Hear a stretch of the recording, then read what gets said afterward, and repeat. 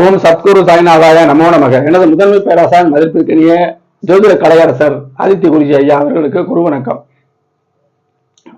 உலகம் முழுக்க பரவுகின்ற தமிழ் உறவுகள் அனைவருக்கும் மதுரை ஜோதிட சாய் செல்வத்தின் இனிய வணக்கங்கள். வாழ்க பல்லாண்டு. லக்கினத்தில் சுக்கிரன் இப்ப எல்லா லக்கணத்துக்கும் வரிசையா சொல்லி வந்த நிலையில இப்ப மகர லக்கணத்துக்கு சுக்கிரன் லக்கணத்தில் இருந்தா என்ன பலன் என்பதை தெளிவாக மாசானுடைய கிரக பாவக சுபத்துவ பாவத்துவ சூட்சும அமைப்புல இந்த பலன்களை சொல்ல போறேன். அதுலதான் ஜோதிட பலன்கள் அதுல இருக்கு. தனிப்பட்ட ஜாதகமா இருந்தாலும் சரி, கோல்சாரமா இருந்தாலும் இதுலதான் இருக்குது. சுபத்துவத்தின் அளவையும் பார்க்கணும், பாவத்துவத்தின் அளவையும் பார்க்கணும். சுபத்துவம் இருக்குன்னு நம்ம அளந்து விட்டுறக்கூடாது, பாவத்துவம் இருக்குன்னு சொல்லிட்டு நம்ம சோர்ந்து பலனை சொல்லிடக்கூடாது, அவருக்கு அவநம்பிக்கை ஏற்படுத்தி விடவும் கூடாது. அளவுகள் பார்க்கணும். சோத்துல உப்பு போடுறது அளவு, கடல்ல எதுலையுமே அளந்துதான் போடணும்னு ஒரு பழமொழியும் இருக்கு. பழமொழியில நம்ம முன்னோர்கள் தவறா சொல்லல. எதா இருந்தாலும் ஆற்றில் போட்டாலும் அளந்து போடு அப்படி சொன்னது காரணம் என்ன? இதுதான் அதுல வரும்.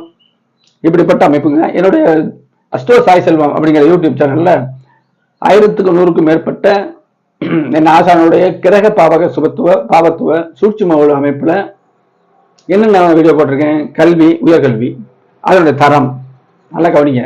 திருமணம், அதனுடைய தரம், 10 பொருத்தம்லாம் அதை பத்தி இல்லை, அப்படியே சுருட்டி குப்பையில போடுங்க, அது எதுவுமே இல்லை.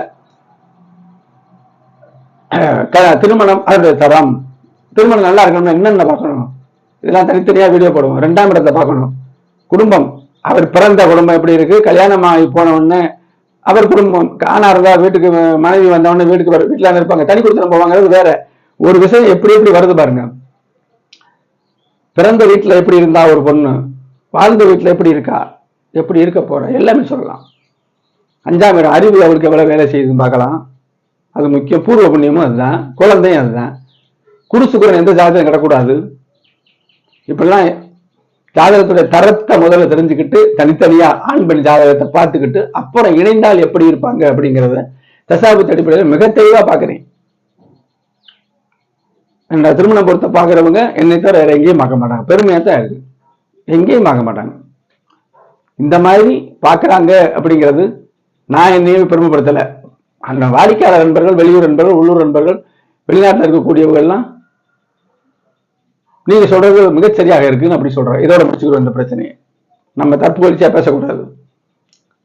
யாராக இருந்தாலும் அவங்களுக்குள்ள ஒரு ஆர்வம் இருந்து ஒரு மக்களுக்கு சேவை செய்யணும். காசுதான் வாங்குறோம், தொழில் சேவை செய்யற எண்ணங்கள் மேலோங்கி இருக்கும் போது, ஒரு உதாரணம் சொல்லேன், கல்லுக்கு கீழே நல்ல வீரியம் உள்ள விதை இருந்தா எப்படி கல்ல கூட அது அந்த இறையில கூட வெளியே வந்துடும். பாறையில முளைக்குது பாருங்க செடிகள், அதெல்லாம் வீரியம் உள்ள விதைகள்னு அர்த்தம்.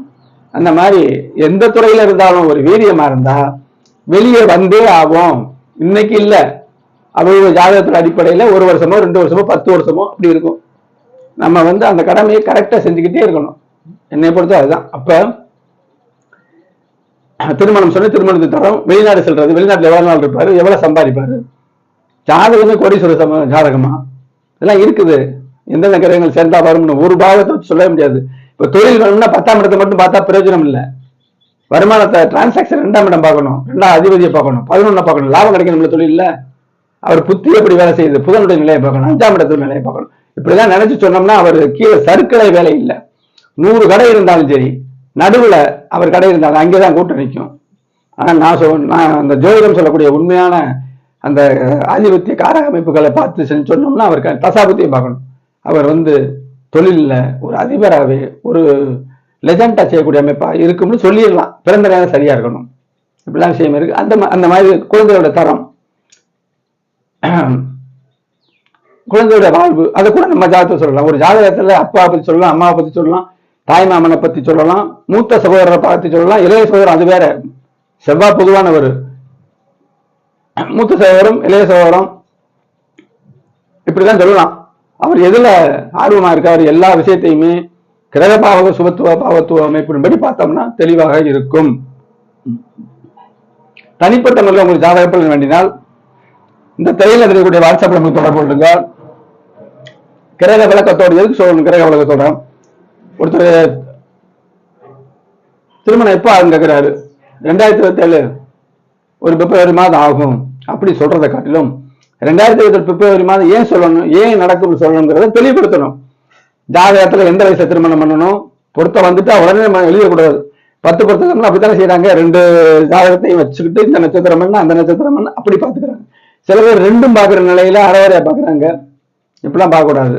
எடுத்த உடனே இந்த வந்த உடனே ஜாதகத்தை தனித்தனியா ஆராய்ச்சி பண்ணணும்.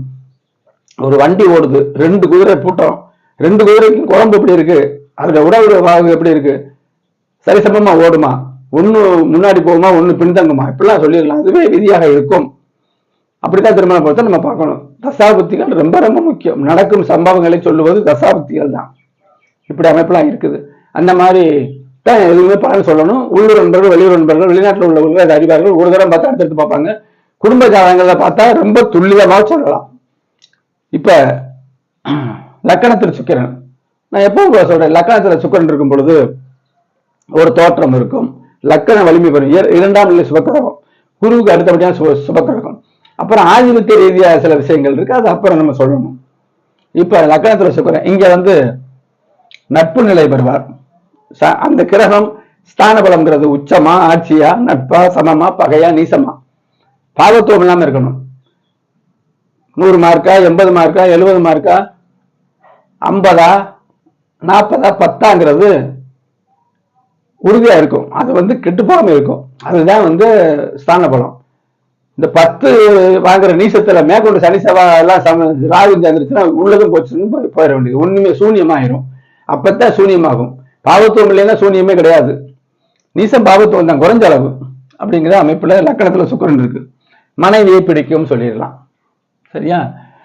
5க்கு அதிபதி குழந்தையை பிடிக்கும். அறிவு நல்லா வேலை செய்யும். ஆணா இருந்தாலும் பெண்ணா இருந்தாலும் அறிவு முதல்ல இருக்கணும். அறிவு நல்லா வேலை செய்யும். 10 தொழில் செய்ய பிடிக்கும். தொழில் செய்ய எண்ணங்கள் இருக்கும். தொழில கண்ணு கருத்துமா பார்ப்பாரு. அதுக்கு இப்படி சொல்லிட முடியாதுங்க, இதை சொல்லவே கூடாது. இதுவும் உண்டு. இதுக்கு பின்னாடி அவரோட 2ஆம் தொழில இப்ப குழந்தை எடுத்துக்கிடுவோம். குருபவன் எப்படி இருக்காரு, இங்க குரு ஒரு உதாரணத்துக்கு போட்டிருக்கேன். சுக்கிரன் குரு நேருக்கு நேரம் பார்க்க கூடாதுங்கிறதுக்காக குரு இங்க 9ஆம் பார்வை பார்க்கிறாரு. இப்ப நல்ல புஷ்டி ஆவார். இவர் சந்திரனுடைய நிலை சொல்லணும். பூர்வ புண்ணிய அமைப்பு. 5ஆம் அதிபதி லக்கணத்துல இருக்காரு, குரு பாக்குறாரு. இவருக்கு யோகம் செயல்படும் ஓரளவு. தசாபுத்தி அதை புரட்சி போடும். இன்னும் சில விஷயங்களை 9ஆம் இடம் பார்க்கணும். இப்படிலாம் இருக்கு. அப்ப குழந்தையை பிடிக்கும், மனைவியும் பிடிக்கும். சுக்கிரன் காரகம். மனைவி வாழ்க்கை துணை பிடிக்கும். மகரத்துல பொண்ணா இருந்தா ஆணை பிடிக்கும், இது ஆணா இருந்தா பெண்ணை பிடிக்கும், மனைவியை பிடிக்கும்னு சொல்லணும். சுக்கிரன் குரு பார்வையில் இருக்கும்போது குரு தான் சுக்கிரனை பார்க்கிறாரு. 2 பேர் நேருக்கு நேரம் பார்க்க கூடாது. இதெல்லாம் உணர்ந்த விஷயங்கள். குரு பார்க்கறதுனால லக்கணம் புஷ்டி ஆகும். மனைவியுமே சத்தானவர் சொல்லிடலாமே. 7ஆம் இடம் குரு பார்த்த சுக்கிரன் பார்க்கிறாரு. இந்த சந்திரன் மட்டும் அதை நான் போடல. ஏன்னா எல்லாத்தையும் போட்டோம் குழம்புங்கிறதுக்காக ஆரம்ப நிலையில் உள்ளவர்கள் பொதுமக்களுக்கு பைய சொல்லுவோம், சொல்லாம போறதில்லை.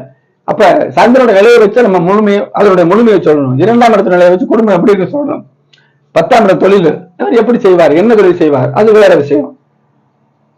தொழில் நல்லா இருக்கிறது 10ஆம் இடம் பார்க்கணும். 11 லாபம் கிடைக்கணும்ல, அதுவும் நல்லா இருக்கணும். 11ஆம் அதிபதி இருக்கணும், 11ஆம் இடம் இருக்கணும். சனி முழுக்க பாவக்கிறவங்க குறைச்சு போறோம். கையில இருக்கிறத தட்டி கீழே விட்டுரும். அதுதான் உறுதியான அமைப்பு. அப்ப 11 பார்க்கணும். அப்புறம் 5 புதன் எப்படி இருக்கு, வேலையில அரசு வேலையில் இருந்தாலும் அறிவு நல்ல ஒரு யோசனை இருக்கணும். மக்கள் வர யோசனை இருக்கணும். தொழில் பண்ணாலும் யோசனை இருக்கணும். ஜோதிடருக்கு மிக மிக புதனுடைய அறிவு வேணும். அறிவு சார்ந்த தொழிலுக்கு புதன் தான் முக்கியம்.